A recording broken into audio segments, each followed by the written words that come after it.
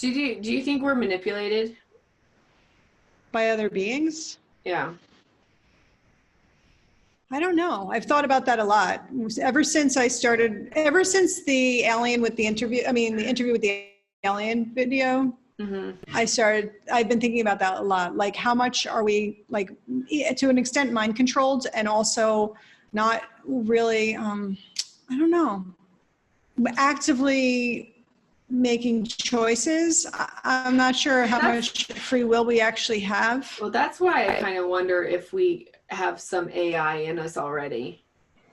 Oh, right, exactly. Do we have AI in us already? That's a good question. I don't know.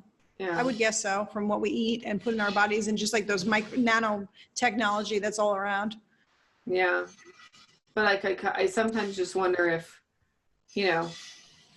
like our cognitive conscious brain might have some kind of like cosmic nano chips that is what like made us this way, or woke us up in some way.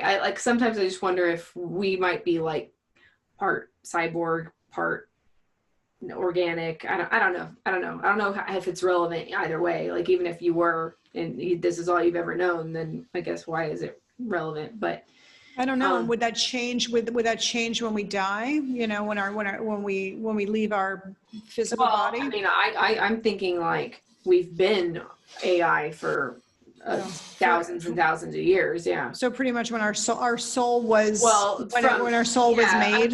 I'm thinking from the leap of monkey with a stick to our whatever to thinking hominin. Maybe there was okay.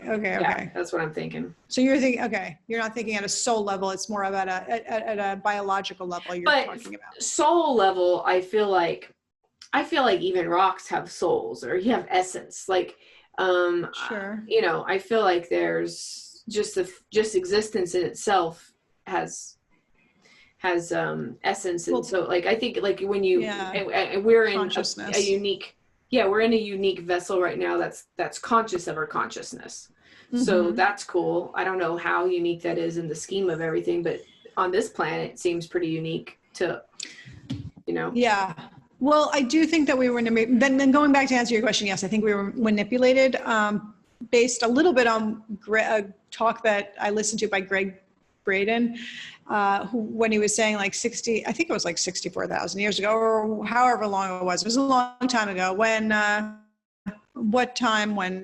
we became Homo sapiens, and pretty much like present day human, whatever year that was. No, it must have been it was like 200,000 years ago. Actually, it was, sorry. I don't know. Yeah, but I mean, like, you had like other hominins that like the Denisovans or like Neanderthal or whatever. And they actually were intelligent too. They have like these hominoid. I mean, like they created art. So right. But this is one of the things that he said. First of all, there was the shift, even if you look at Darwin's becoming man picture, like all the stages and becoming like present day man, there's a gap between the last two. And that is when this thing happened, and humans, we became present day human. And the difference was that it wasn't that they didn't know how to use tools or weren't conscious or intelligent, but they weren't able to actually like hold the soul at this vibrational level. Like they were too low vibrationally to hold the soul.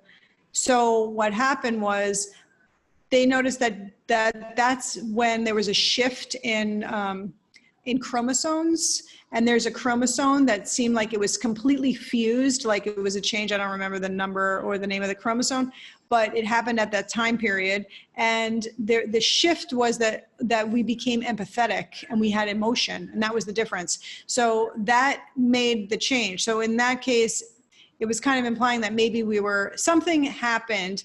It wasn't just random. This was the time when he said, like, imagine there's a tornado and there's a whole bunch of like parts to an airplane, and then all of a sudden a tornado goes through and like the airplane's made perfectly correct. Like it would be virtually impossible for it to be random. So right. there had to be like a conscious like a Boeing thing. 737 pops out of the right, of this tornado, because all the parts were there. Right. Yeah, totally random. That would never happen.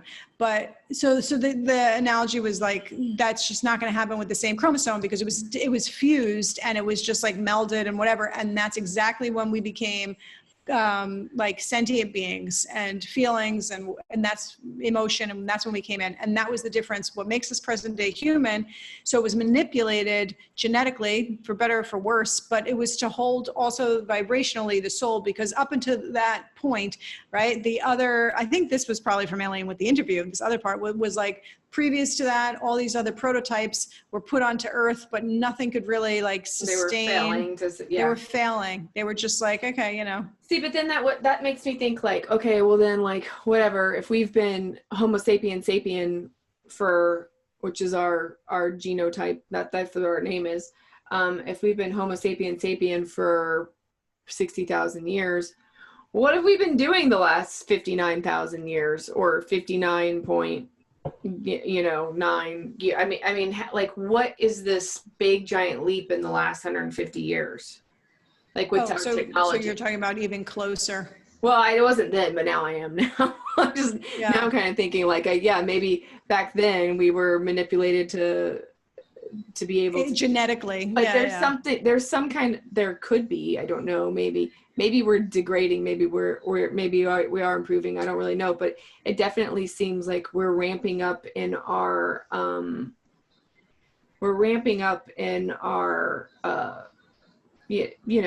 technologies. Yeah, that's true. Well, maybe some of that technology was downloaded or purposely put here for us to just to expand our consciousness and to evolve. So like to reverse engineer, for example, if any crafts fell, right? They were intentionally or unintentionally, so that we reverse engineer it. So we did kind of like the breadcrumbs were put, but not just given us the direction, not the instructions were not given to us, but we had to figure it out. So that could be the advance. But there was some kind of intervention, probably. There's definitely, but hasn't there been intervention the whole time? I feel like the makers, whether that's God or whatever you want to call it, but like the makers have checked in and been like, all right, how's this project going? Yeah, no, I do sort of feel like we're a giant game of like civilization, like a giant computer game that sometimes like, the teenager goes like, oh yeah, no, let's tear down that stadium. Right. It feels just very, right. Yeah. I feel that way too. I don't know. And especially, the crystalline DNA. So they have noticed that our DNA has, right, the strands of DNA, they continue to find more and more, right? So every time they come to, we've mapped out everything. There's actually like something that occurs and that it's continuing to expand.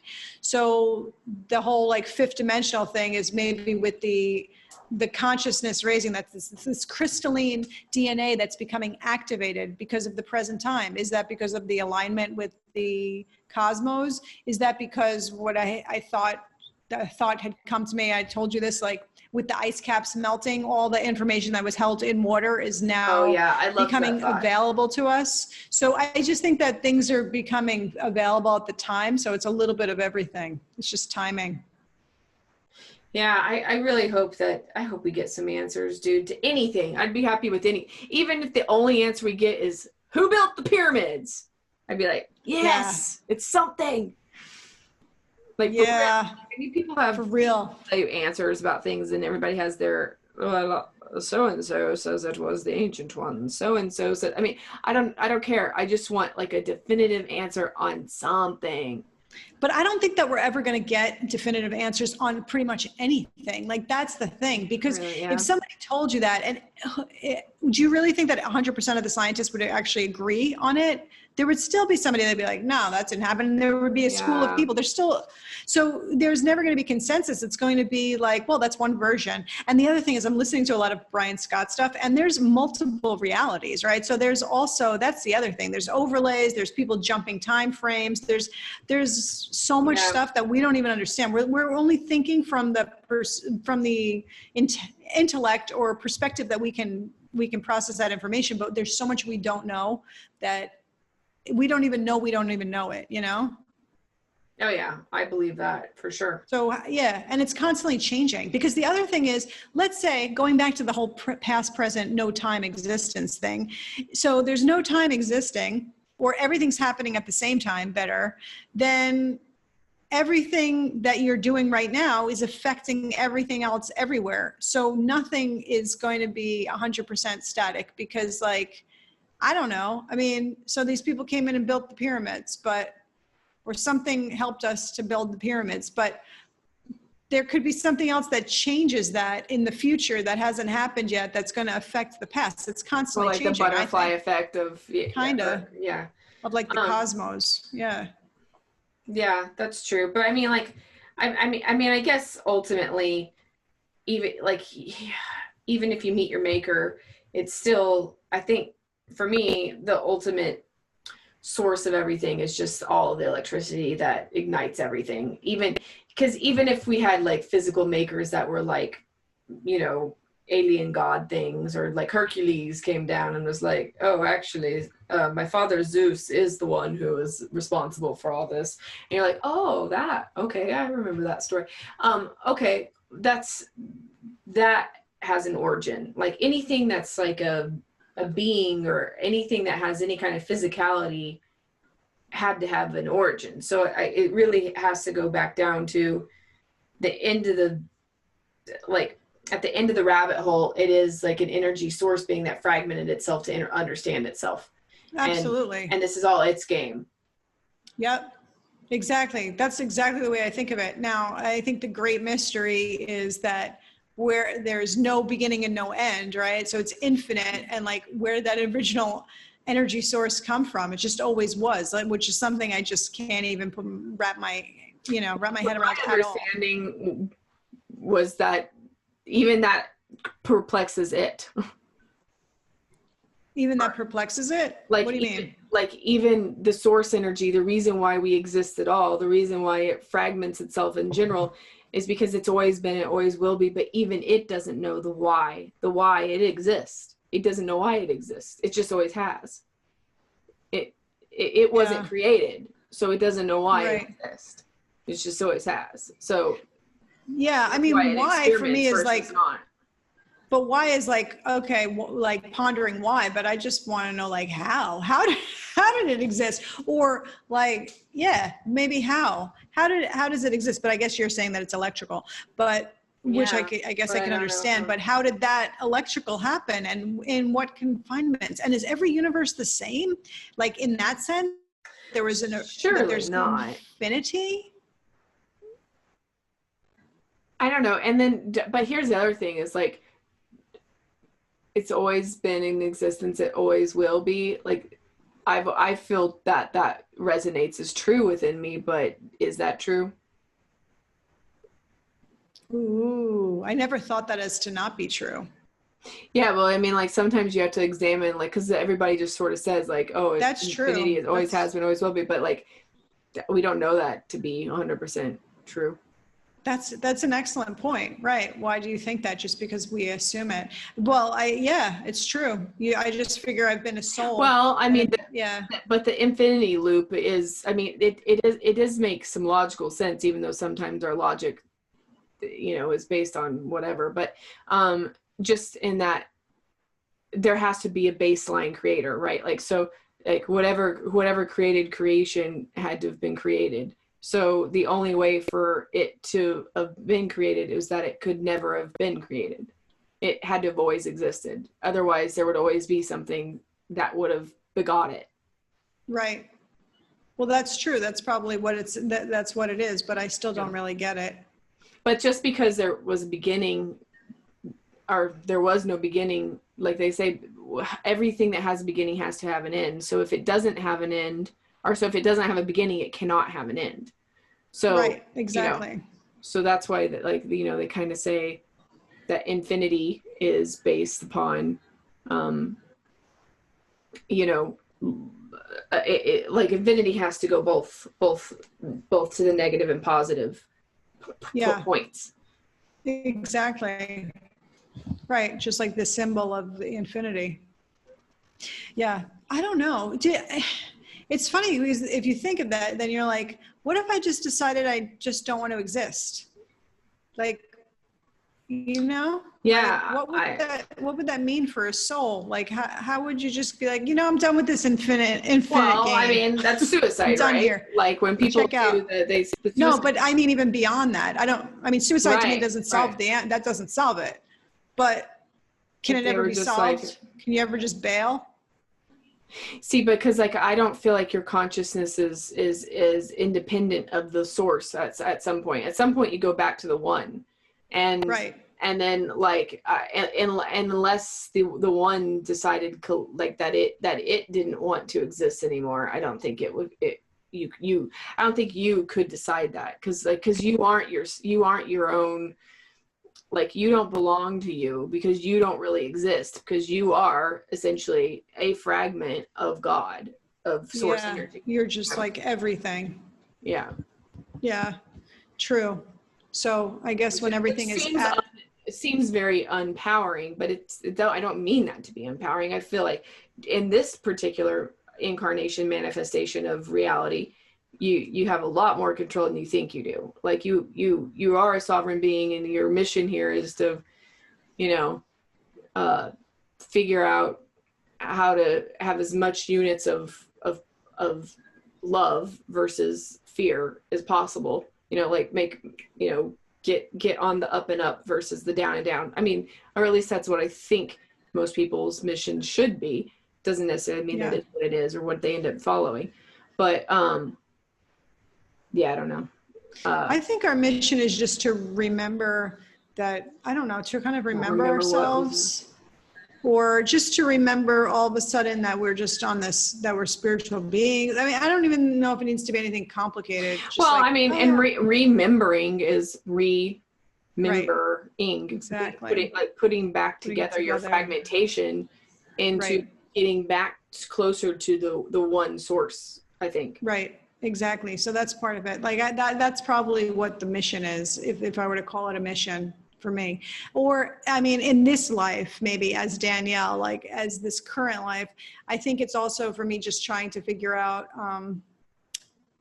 like to realize to be or as humans and more generally to be the biggest expression of ourselves. Because the thing, what you were saying before about how people go down these, you know, they follow somebody else's path, for example, or they just do something because that's what they were told to do and they're just doing it, or they're expected to do, right? But that's like a disservice to the world, because their true gift, everyone has their true gifts, which is hard to find sometimes for some of us, but like their true gift isn't being shared with the world because they've gone down the wrong kind of the path that doesn't really feed their full, their real gift that would be of service to the world, you know, or their contribution fully.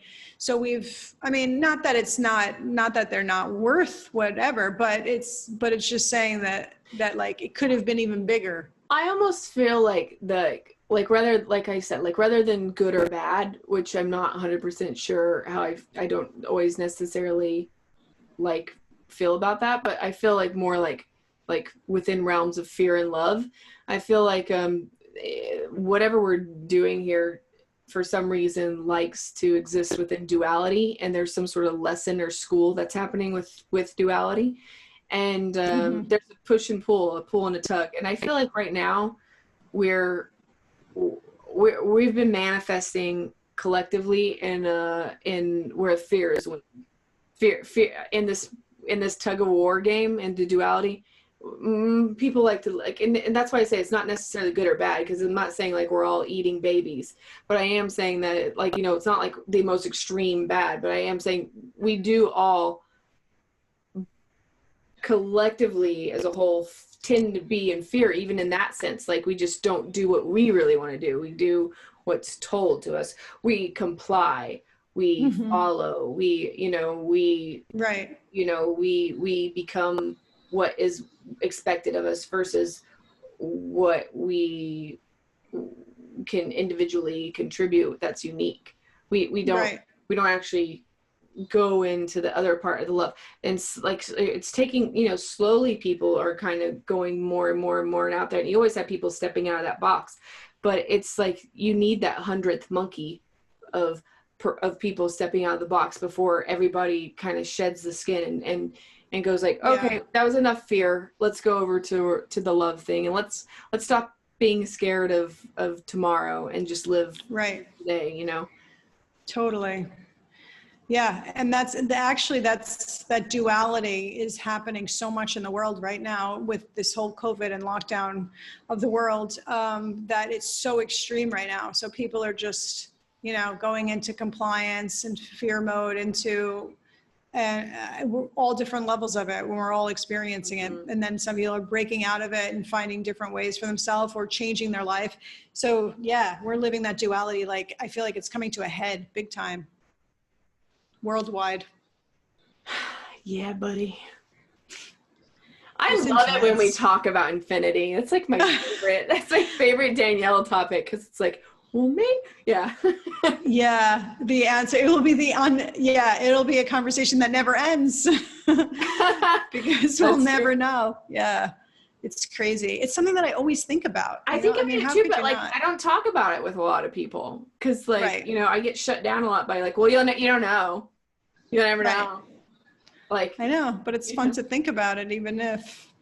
Yeah, but you know, and I think examining it with somebody, it just helps it clarify it in your own head too. Yeah, again, like, we're living in this third dimension or fourth dimension, maybe. Oh, what did I watch recently that said like we used to live in the fourth dimension more than the third dimension? Did you send that to me? What did I watch? Was it the Mateus guy? Oh, maybe. No, it wasn't. It wasn't him, but no. No, but in the past, we used to sleep more than we do now. We lived in the fourth dimension more than the third dimension. It was a podcast, I think. Oh. I don't even remember. Anyway, but now but then we started to become awake more in the waking life, right? Now this whole, are we really dreaming or sleeping and dreaming and alive, you know, like awake, and what does that mean? Or sleeping? Because in our dreaming lives is when things were processed and things were like you had to, I know, I think it was Brian Scott, actually, he was reading something from somebody, but it was Reality Revolution, great podcast, people go watch it and listen to it. But it was, you're in the dreaming stage for a long time, and then all those things happen there. You like, supposedly a baby will dream about walking before they actually walk, because they're practicing it. They practice it in the dream world. So you're practicing anything that you want, and you can use your dreams a lot to form your life, to help better your life, and to just like, you can use them. And so but then we became more like third dimensional beings. So now we're very, very aware of our third dimension and the physical life that we live, and our dreams are almost non-existent, or they seem like foolish or unreal or whatever, when in fact, those are also reality. It's just that's the fourth dimension. Anyway, but the third dimension is super dualistic, and that's what we're in. And it's just, when you realize how that is the third dimension, the duality, then you're kind of okay with that, because you're like, that's right. That's just a third dimensional attribute. It's fine. It's okay. I don't have to stay there. If I start thinking about something else, then I can go into the fourth dimension. If I start living a different way, then I can go into a fourth or fifth dimension. Well, I also watched some video by Lori Laud, who said something about how, like, don't like be hard on your third dimensional self, because like your two-dimensional self thinks a lot of your third dimensional self, or, you know, and you're giving lessons to every dimensional, like, exactly, of realm that you are, you know, you're thinking about everything in the perspective that you're living in, you know, where other things like are clear. And if dreamland is fourth dimension, then yeah, I mean, in a lot of ways, I kind of think that maybe I was always, I tell people this a lot, but I have a more active dream life than I do regular life, just because like I have way more dreams and time goes by, like time ellipses more for me in my dreamland than it does in my waking life. You know, this is a slower, very thicker density, you know, that you live through. I mean, you have to like feel every moment, and even if you don't want it to end, you have to sit through it till it ends. Like there's no skipping the line here. You have to feel every second, whether you're conscious or not. You just do. And in dreamland, it's like, all right, get to the point. Where's the plot? What's going on here? Right. Yeah, you can. Yeah, that's true. There's a difference. Well, it's a different. Well, if it's a time space dimension, then yeah, you're able to manipulate it or travel it differently, right? Because it's like the fourth dimension is the time and space, right? So wait, right? Wait, I don't know. No, third dimension is time, and then fourth dimension is space. No. Also, that's another. See, that's all these things, like what the dimensions are, is all speculation, right? Because it's like I've heard one person say, and I don't even know who said this at this time, but I've heard it said that, like, you know, oh, fourth dimension is about duality, you know. So. Oh, interesting. I didn't. That's what I thought third dimension was. That's the way I feel about third dimension. Because everything's always good or bad, black or white, you know. Easy or hard. There's a lot of opposites here. Yeah. Well. Yeah, like our physical existence is that. It's like, oh, is this pleasurable or painful? Like everything is based around that. Yeah, it could be good, what bad. Was I going to say about? Yeah. What's fifth dimension? I think my internet connection is bad. I'm sorry. You can hear me, okay? Because it's like very laggy. I can hear. There's a little bit of a lag, but I can still hear you. Okay. Yeah. Who knows? Who knows? I guess it's just back to that. Well, I forgot what I was thinking about with dimensions. I think I'm going to start writing down my dreams again. I have to do that. Yeah, I've been trying to write, even because like sometimes I don't write them down unless I feel they're significant. But even the stupid ones, when you go back and read them, they jog memory. So it's good. Like, you know, even if it wasn't super profound, even if it was just like, oh yeah, like I went to work and it sucked, like write that down. Like, and also, do you write down like the details? Like, this is what I get stuck on because I'm like, oh, I'm tired. You know what I mean? Or do you just write down keywords? I write down as much as I can remember, and I write down sentences because like I know that future Nikki will have no idea what I'm talking about if I don't give her full sentences. So right. But I do try to, sometimes it's like reading Memento or something, like my dream journals, because it'll be like I try to get the very amazing like key plots, like, oh, I went to Eiffel Tower and I paraglided off of it, and then I'll be like, okay, so I got that out of the way because I don't want to forget that, because that's just you know, that's like the basic gist of the story of the dream. So then I'd be like, so that would be the first sentence, like it's like the synopsis of the whole dream, and then I'll be like, so I was with X, Y, and Z, and we were in Philadelphia, but somehow the Eiffel Tower was in Philadelphia. And then, you know, this and this begot that, like, so then I start telling it just so that I want to make sure that the very first sentence has as much of a little summary of the dream as I can get it. Mm-hmm. Because if like, while you're trying to retell your dream writing, like, cause I usually take about 10 to 20 minutes, like when I actually write out a dream, right. I can forget details as it goes on while I'm writing. Totally. So yeah, that's part of the problem I have too, especially when it's in the middle of the night and I really don't feel like writing it. Mm-hmm.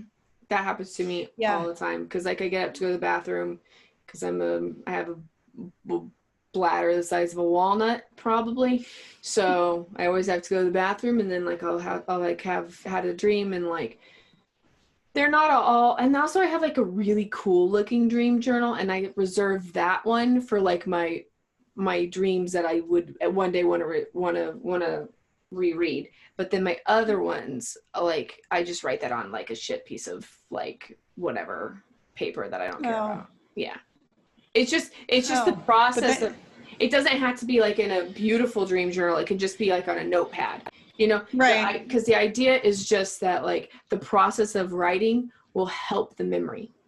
Right. Yeah, of course. Right. Definitely. No, writing is great for that. When you were talking about like your future self, I was thinking of something that I wanted to mention before, which was whenever you're in, I don't know, any kind of situation, you can always call on your higher self to, you know, to come and help fix the situation or to help guide through the situation or whatever.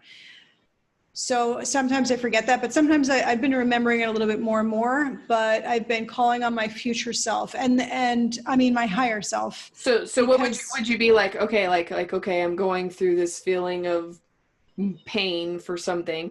And then you would be like, how do you enact that? Like, would you be like internally, like, would you just say like, how do I think about this in the future when this is all gone and it's all washed over and it's not a big deal? Like, how do I feel then? Or like, how do you call on your Oh, I don't even do that. No, I will maybe either think in my head or say like out loud even, okay, like higher self, could you please guide me through this situation? Higher self, my higher self, like I might even say my name, like my soul of me, like present day Danielle, but higher self, and could you please like help this situation and guide me through it under your guidance from, you know, from your perspective or something. So I just assume that they know that they have a different, that me, I guess, yeah, I guess I kind of have a version of that. Like I'll sometimes be like, I don't know who I'm talking to. I just assume I'm talking to either my higher self or my guides or whatever. And I say like, or just like, sometimes I talk to consciousness itself and I say like, all right, what did you want to learn out of this experience? Because I'm having a hard time processing this. I don't like being in this. So can you help me move through this quickly? Because oh, that's a good one. I don't enjoy this space so much. So like, let's figure out what we can learn about this so we don't have to spend a lot of time in the future with this. So like I'll just be talking to, it's almost like I'm talking to consciousness because I know that the school is going back to that source. Like that's the hard drive. The consciousness has the hard drive of everything, or the Akashic records, right? So I'm kind of, or whatever you want to say. So I'll be like, okay, well, what's going to help you the most? What's going to be the most valuable for you to have information of? Right. Yeah, that's a good one too. Yeah, I like that because it's like, what am I going to learn? Or like, let's go through this quickly. I have done versions of that also to work through it. Usually like more recently, I've been asked for my higher self just to work with my guardian team or whatever, or my angels, my spirit guides, whoever they are. Also, I've been asking them to work together so that my higher self is on the same team. So this way there's no worry, and they're always of the highest delight. So I never have to worry about anything like, am I getting kind of like not the like, best is there guidance, different agendas or something? Yeah. Because if I know that if my future self, me, is there, then there will be no worry. Nothing. They're like the gatekeeper. Right. And you want like, because that's the other thing. It's like, there's probably timelines that are not so desirable that you could have veered down if you want, but like, that's not the ones I'm into. Like, I'd like to be on good timelines. So right.